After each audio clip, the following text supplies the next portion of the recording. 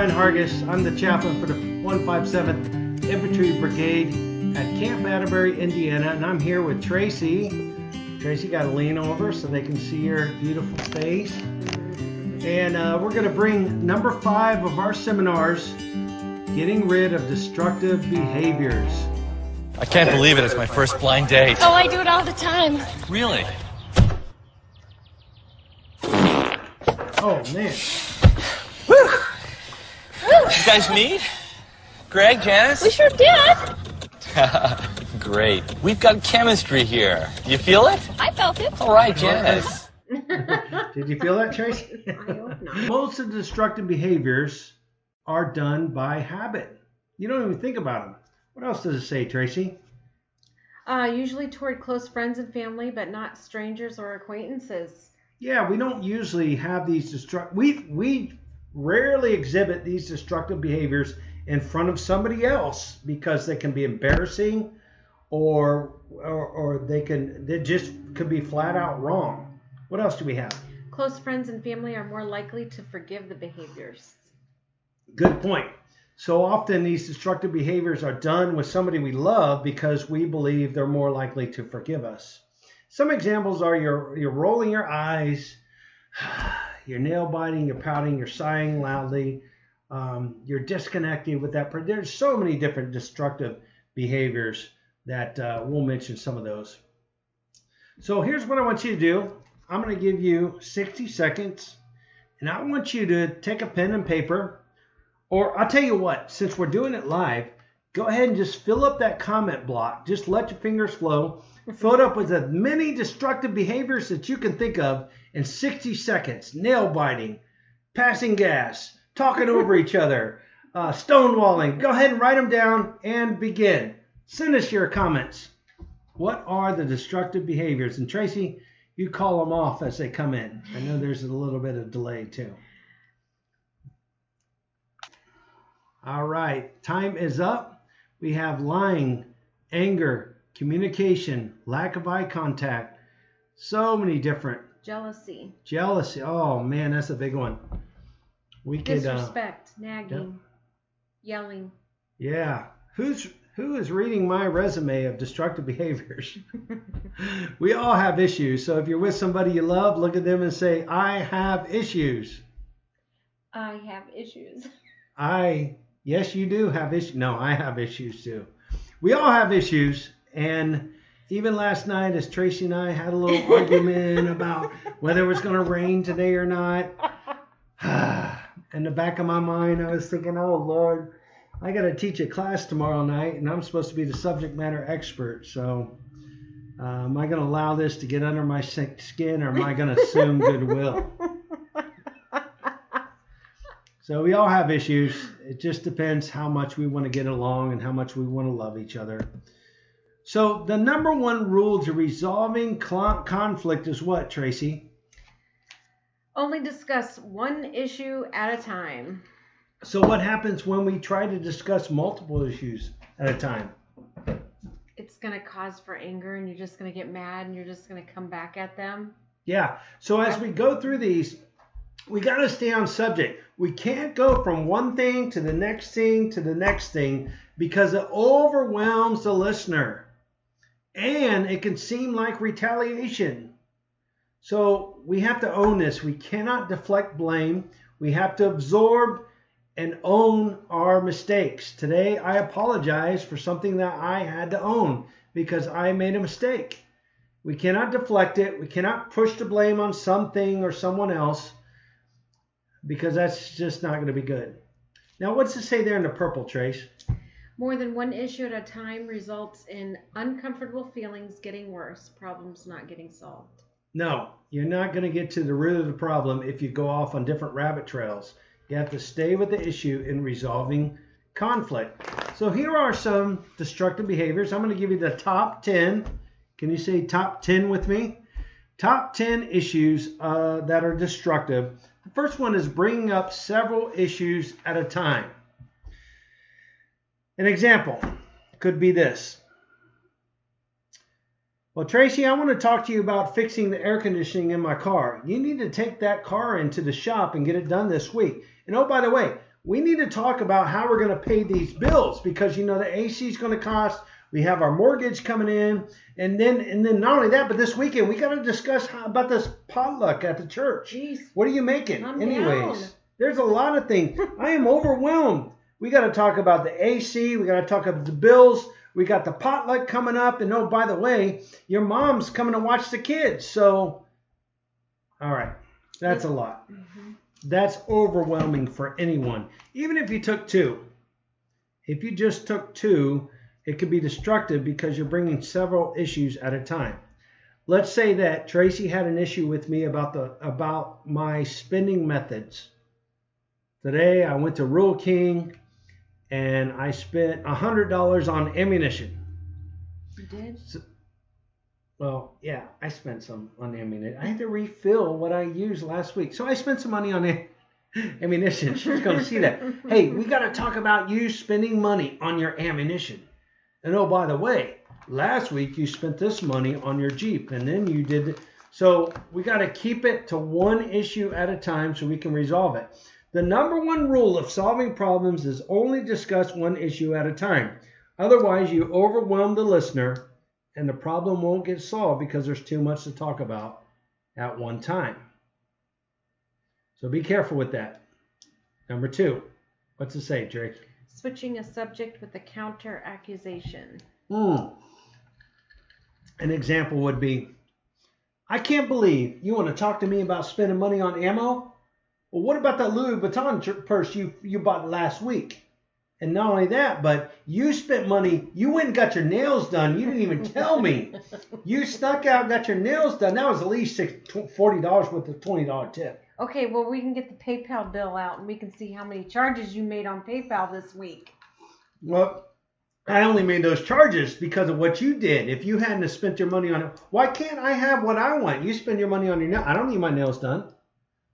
Yeah, but you get other things, dirt bike and crap and ammunition and...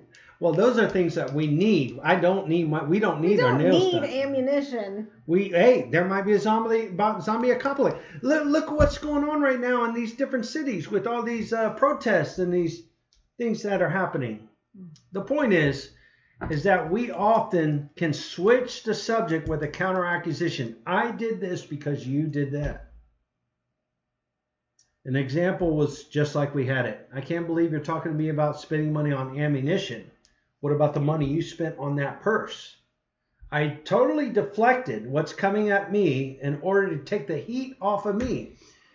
Remember, one issue at a time, and don't deflect to a different subject just to keep the heat off of you. Address the issue, don't change the subject, and don't accuse them for accusing you of doing something. Does that make sense? Number 3. What do we have, Trace? Making excuses. I did this because you did. Yep. We saw some of that in switching the subject with a counter accusation. Right. Well, I spent the money on my nails and hair just like you spent the money on the stupid Xbox video game. It's making excuses for why we do the things you do. Why were you late? How come you weren't on time to pick me up today? An excuse would be, well, you know what? I'll be on time when I feel like being on time. Whatever the case may be, we cannot make excuses for what we do. Remember to be accountable for your actions and take care not to blame the other person, especially your spouse, for why we make the choices that we make. We, individually, are responsible for our own actions, not them. That's number 3. Moving over to number 4. Number 4 is what, Tracy? Number 4 is mind reading, analyzing your spouse. Yeah, this is really dangerous. Here's an example. Just because I asked you how much money is in our account doesn't mean I'm trying to control you. That's not what I was thinking at all. Well, this kind of behavior of assuming you know what the other person is thinking is extremely offensive. When you try to mind read or analyze or you try to finish their sentences, it can be very, very destructive because no one likes to be told what they're thinking. Well, I know what you're thinking. Nobody likes to be told that, do they? Mm-mm. Not at all. Because the only person that truly knows what they're thinking is who? Me. It's the person thinking it. Well, I know what you're thinking. No, you don't. Well, you know what? I may assume what she's thinking and be right 80% of the time, but that 20% is going to hit and I'm going to be wrong. And to continue to do that is very destructive in a relationship. We've been married for 28 years. I can probably finish some of her sentences. I can probably analyze and mind read her, but it's destructive if I try to do that in an argument and then I'm wrong because it deteriorates trust and it's too difficult to rebuild. There's no way you can tell or know for sure what somebody else is thinking, so don't assume it. Only they know. So the best thing to do is just say, hey, babe, what are you thinking? And a good communicator will tell you exactly what they're thinking. All right. Let me read you a tip on this one while we're here. A spouse can completely ruin a marriage by attempting to mind read because the next step is usually making a false assumption. So please, don't mind read. It's very destructive. Number 5, Tracy. Suggesting the other is being unreasonable. An example would be, I cannot believe you would spend $80 on getting your hair cut. You know what my haircuts cost me? Nothing. Right. I got a $20 pair of clippers. You know how much money I have saved cutting my hair the last year? Why in the world would you pay $80? And then more than that if you get it colored. I can't believe you spend that much money on it. See how unreasonable I can be because what's important to her may not be important to me. Now she can come back and accuse me of something. Brian, I can't believe you're being unreasonable. Go ahead, give it up. You spent $100 today on ammunition. We needed ammunition. I didn't spend $100. I think I spent $60 on ammo and $40 on some other things for the trailer. But yeah, it all adds up. So to suggest that they're being unreasonable is very destructive. And then don't assume you're the authority on what makes sense, because what makes sense to her may not make sense to me. And what makes sense to me may not make sense to her. We can still respect the differences. How about a video on being unreasonable? Here we go. Let's watch this and join me. Well, this is a big talker online right now. A husband giving his wife an Excel spreadsheet tracking how often and the reasons why she turned him down for sex. The wife posting this list to Reddit for the whole world to see. Among the excuses he tracked, I'm sweaty and gross, you're too drunk, and I'm watching my show, among many others. Well, the wife says the husband's timing was really horrible, too. He gave her this list as she was leaving for a 10-day work trip, and the list has already gotten hundreds and hundreds and hundreds of comments online this noon. We've been talking about it all day. I don't know who's worse, the person for making the list or the wife for actually posting it. But he thought it was quiet then. It's off. I don't even know what to say about that. So this guy's getting shut down for intimacy, and he starts to create a database as to all the reasons why she shuts him down. And it's pretty comprehensive. If that wasn't bad enough, he posted it on social media so everyone could see the reasons why she said no time and time again. So I feel bad for the guy, but then I feel bad for the relationship when it's posted. You know that it's not going very well. They were both being pretty unreasonable, wouldn't you say, Trace? Yes. Number 6, read it to us, babe. Exaggerating or keeping count. Yeah. I can't believe that you would spend $120 on a pair of jeans. Nobody I know would spend that much money. And besides that, I counted your shoes in your closet. You had 60 pair of shoes. And I don't care that you say that, flip-flops don't count. To me, they count because that's a lot of different shoes that you have. Anyway, so you can see we're switching the subject. There's counter accusations, and we're counting, exaggerating, keeping score. That just gets old. Remember, focus on the exact situation rather than remembering all the other times in the past. Some people are good at keeping count. I don't necessarily remember dates or numbers, but you're pretty good at that. Sometimes. Just depends on what it is. Yes, if it's negative, you could be like, well, you were late 5 times last month. You didn't even call me. Tell me you were coming home late. So some people are really good at keeping count. Some people are better at exaggerating, but try to get to the point. This is very destructive in a relationship. Oh, I think I missed one. Number 7. Using sarcasm. Yeah, now this is the big one. Because some people think sarcasm is funny, and it kind of is, but over time it can be deteriorating and it can cause damage to the relationship. Sarcasm could be like, well, I guess you're just a financial wizard then, aren't you? Or, well, it's our anniversary. We're having hot dogs tonight. You know, something dumb like that. You could talk about the meal. You could talk about your car. You could talk about the choices. Yeah. What other sarcasm do you have? If you have some comments on sarcasm, go ahead and put them in the remarks. I would love to read them. People use sarcasm at work. People use sarcasm in churches, but in relationships, it can be funny, but it can also be deteriorating. Now, Tracy, we must admit that we are guilty of using sarcasm with our children. Yes. Yeah. Yeah. And sometimes we've gone above the sarcasm and just call it what it is. You're an idiot. Why would you spend your money on that? But sarcasm can be comical, and that's why people do it. But over time, the humor wears off, and then it's no longer funny. If I keep making comments about her meals, it's not going to help her. It's not going to help our relationship. If she keeps making comments about my physical dexterity and my muscles, it's not going to help us together. So using sarcasm is not good. It erodes a sense of safety and erodes your marriage. Number 8, Tracy? Acting like a victim or a martyr. Right. So remember this when it comes to number 8.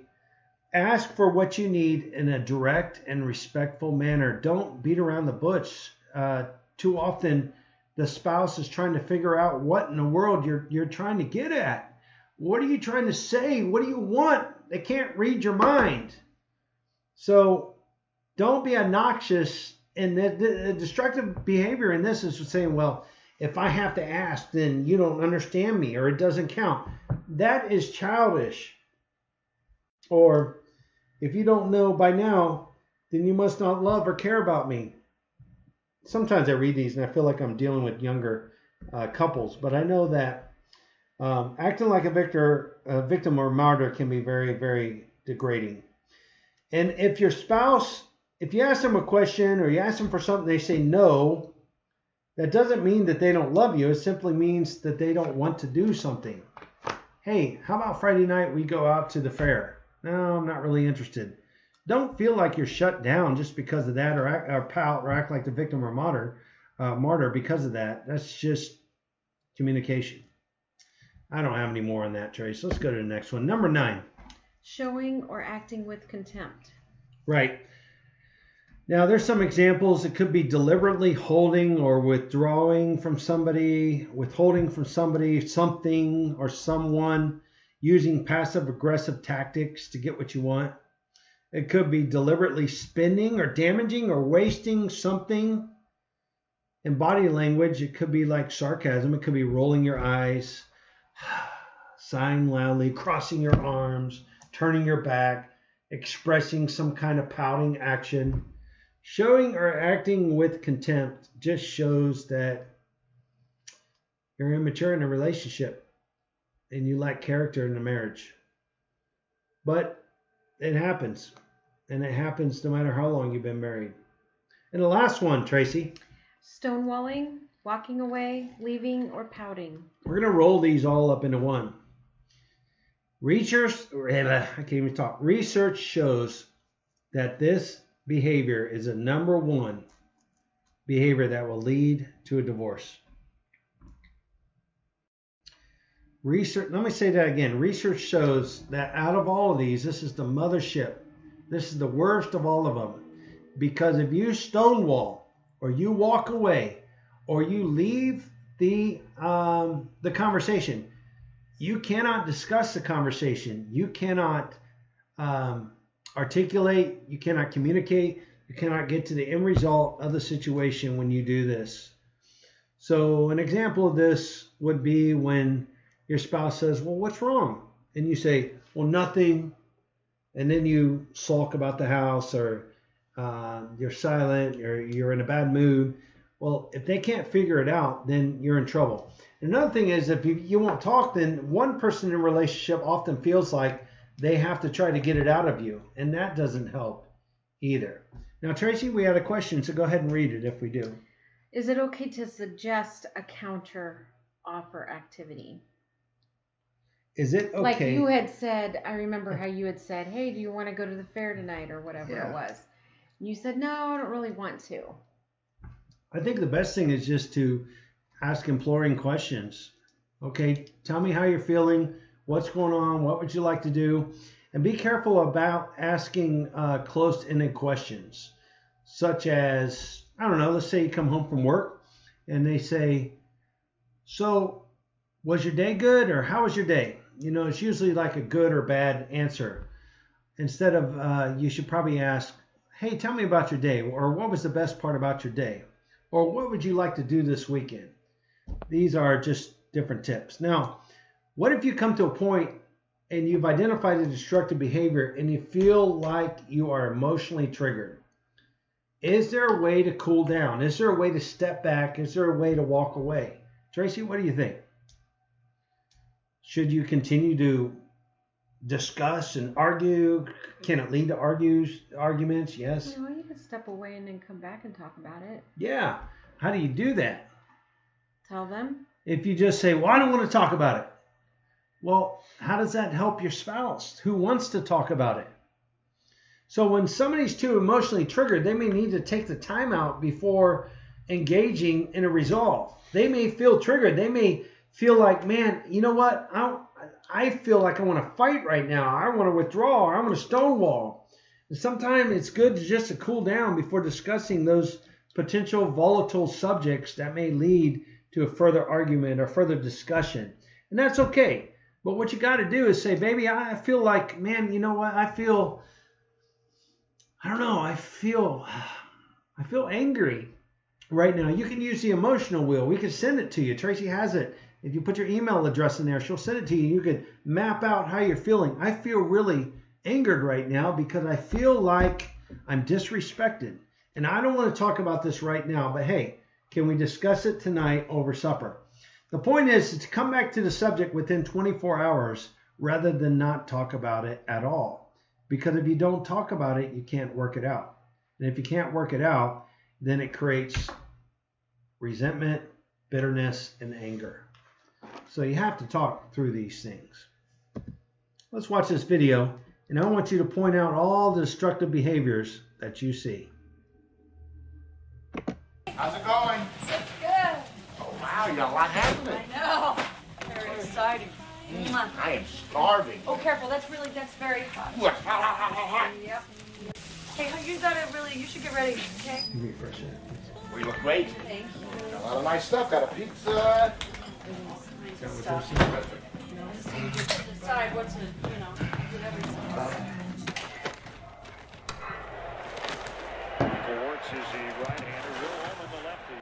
All right, let's just stop right there.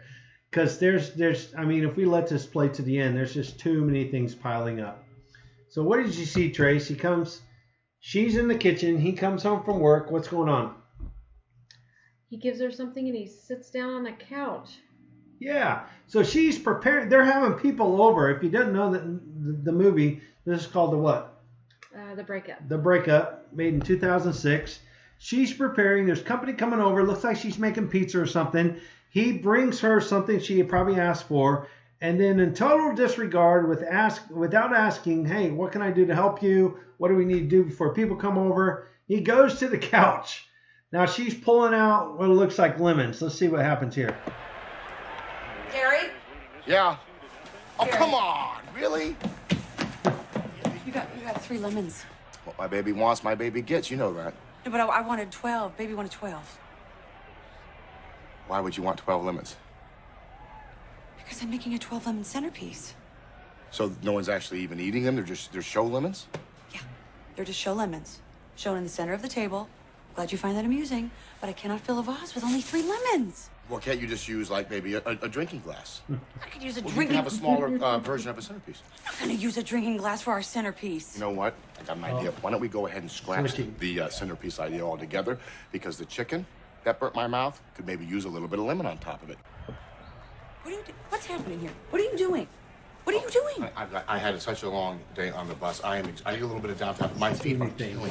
Come on, my feet are killing me too. I worked all day. Went to the market. I cleaned this entire condo, and then I've been cooking for the last 3 hours. Come on, help set the table. Oh, Trace, there's too many things to list. What do you see? He's not helping. She's been cooking. He comes home from work. She asked him for more lemons than that. He only brought 3. And then he makes excuse, well, you know what? You can just downsize your whatever, centerpiece. And then he switches the conversation with, well, you know, the chicken you made burnt my lips, so we can use the lemon on my... there's just way too many things. He's watching TV, but she wants his attention. She wants his help. Now, I want you to take a look at the screen. And if you're keeping track and you have a pen and paper, I want you to take the time right now to go ahead and mark on your sheet of paper the destructive behaviors that you have done with your spouse. So what I find in my own life is that at any given time throughout the course of our marriage, I've violated all of these. If we're honest, sometimes we do that. But to continue to repeat those violations are not conducive, they're not helpful to your marriage. So you got to think, what do I want out of my marriage? I want a happy marriage. I want to live long and prosper. I want to be together till we're old and holding hands off into the sunset. And if I continue to have these destructive behaviors, it's not going to help my relationship. Maybe there are a few that just really stick out at you. And if your spouse would mark them for you, what they marked may be different than what you marked. You may say, well, you know, I don't really do number 7. And you look at theirs and they say, oh yeah, you use sarcasm a lot. Mm-hmm. So how we view what we do could be different based upon the lens that we view it through. We'll talk amongst each other and kind of get a center point on, you know, what truth and what reality is. We're going to move into cleaning our slate. That means apologizing for the things that we've done wrong. And this is where it can be hard because apologies, they don't mean anything unless you're willing to change, unless you truly want to change. And sometimes it takes your spouse to tell you what you have done. You take those 10 destructive behaviors. As we go back, it might be her saying, Brian, you know, you do often act with contempt. You're number 9, and I may not feel that, but by her telling me that, I begin to own that. By me telling her, Tracy, you know, I tried to talk to you, but you stonewall me. You don't want to talk about it, and that's hurtful because I want to get to the bottom of it. And she may say, well, I didn't realize that, or I didn't think I did that. But by communicating to each other, then we can own what we do. Whether or not we think we do it, it matters not. What matters is the person that we do that to, that we have destructive behaviors against. That's who it matters to. And if they say that it happens, then we have to own that it happens. So cleaning your dirty slate, before you start, you may be surprised to learn that most people, hey, even chaplains, even preachers, even ordained ministers, they end up marking a lot of these behaviors listed in the exercise. And often people are really surprised to see those behaviors that they have exhibited with the people that they care for most. So try not to be embarrassed if you discover that your partner thinks that you've done a lot of these destructive behaviors. It's a choice that only you can make to try to do better and to apologize. And there's a verse I put down here at the bottom in small print, Philippians 4:13, Tracy, and it says what? I can do all things through Christ who strengthens me. The fact is that we can change. We're able to change. We have the ability to change. We have the ability, and we have, we have everything poured into us to be able to change through Christ. If you're in Christ, we have that ability. And it comes down to whether or not we want to change, whether or not we want to. They say you can't teach an old dog new tricks, but you truly can. It just takes more time, effort, and energy. You have to train yourself daily to be the best person possible so that each day you can be closer to God and more in love with your spouse. And you're going to benefit, and your marriage will flourish, but it's not going to be easy. It's not going to be a bed of roses. And even if you've been married 28, 30 years, there's always going to be something that you can work on. Always going to be something that you can get better in. Always going to be something that you're going to have to apologize in, like I did today and probably will tomorrow. So are you willing to wipe the slate clean when you look at these 10 destructive behaviors? I know I would, especially she said, man, you do this. You do number one, and it irritates me. I wish you wouldn't do that. I was like, oh, baby, I'm sorry. I didn't realize I bring up several issues at a time. Will you help me? Help me help you. So here's your practical exercise. I'm going to give you some time at the end of this video where you can apologize. And this is going to be where you continue this session, this marriage seminar, number 5, even after we press stop and we stop going live, and you can continue your communication. Decide who's going to go first. Face your spouse, have physical contact, hold their hand, look them in the eye, as Lisa stated, and talk about each behavior that's on your list. Talk about those specific times that you remember and express your sincere apology. And then at the conclusion of all that, ask them, will you forgive me? Will you help me? And I bet you they will, because everyone in a marriage, we want to succeed. Why wouldn't we want to forgive? Why wouldn't we want to help? Why wouldn't we want to encourage to succeed? And then when all that's done, thank them for being willing to tell you about these issues and to help you in your quest for success. I'm going to play some music, and if you'd like to go through some of these, I would encourage you to at this time. This is a great time to make your... Hey, believe me, we understand that there's going to be some couples on here that are not able to communicate together. Maybe they're separated. Maybe you're individually tuning in, and there's just some things to work on. Listen, I firmly believe that not everything's going to get worked out overnight. But I also want to tell you that I want to encourage you to keep continuing to work on it. You know, we have imperfections. We're damaged by sin. We're damaged by our sin nature, by the fall of mankind. And those imperfections, they get into our marriage. And the enemy really has a field day. And he would like nothing more than to make you and your marriage a mess, a divorce statistic, a castaway, a total waste.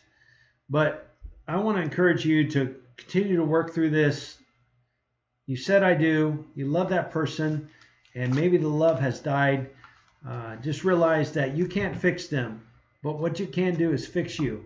You can identify the things in your life that you do that are destructive. You say, God, with your help, I want to work on me. Lord, you help me to change. Help me to be the best husband, the best father I can be. And Lord, at the same time, you help them. And when you do that, no matter what they do, you will become better, and you will be closer to God, and you will be a blessing in a relationship. And it may put conviction onto them. It may help turn that relationship about. So listen, by the end of this, hopefully you learned some things about your destructive habits and how we can avoid them. Those are the 10 most destructive that we can give you. And I hope that you learned something through it. Tracy, anything to add before we sign off? No, I don't think so. All right, last chance. If you want this book, His Needs and Her Needs by William Harley, please send me your address. I'll ship this out. And if you are single here today, you're preparing for marriage, I want to send you this book out as well. Send me your name and address. I'll get that in the mail to you this week. All right, everyone. I'll see you in 2 weeks for Marriage Seminar number 6. You take care, and God bless. I'll see you later.